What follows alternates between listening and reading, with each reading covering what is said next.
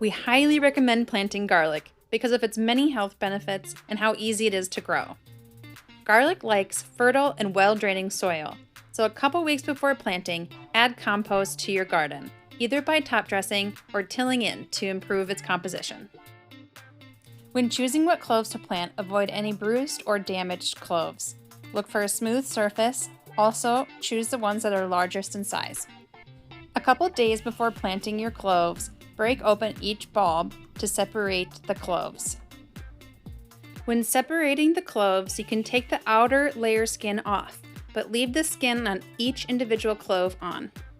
When separating the cloves, sometimes there's no skin in between or it accidentally peels off. You can still plant these, but just be extra careful not to bruise them.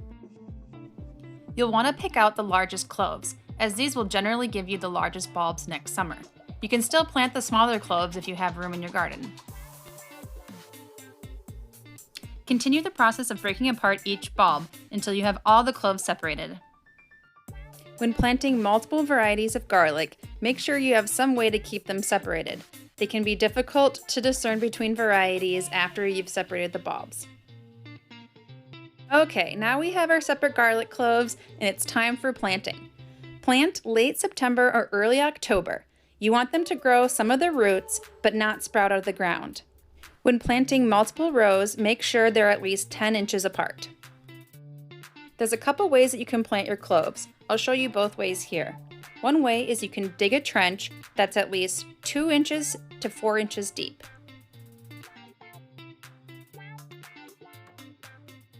Then you can place your individual cloves from one end of the row to the other, at least 4 inches apart. When placing the cloves in the bottom of each row, make sure that the pointy tip is facing up. The roots will grow from the other end. Then you can cover them back up with soil. I like to slightly mound it if I'm planting only 2 inches deep. The next method is to use a hand trowel to dig the 2 to 4 inch hole. Use the trowel to hold the dirt back while you plop the clove in, then fill in. When planting multiple varieties, make sure that you label each row accordingly. Then you can choose to water them in or wait until the next rain. Wait until the ground freezes before you mulch. Make a thick, fluffy layer of straw 4 to 6 inches deep.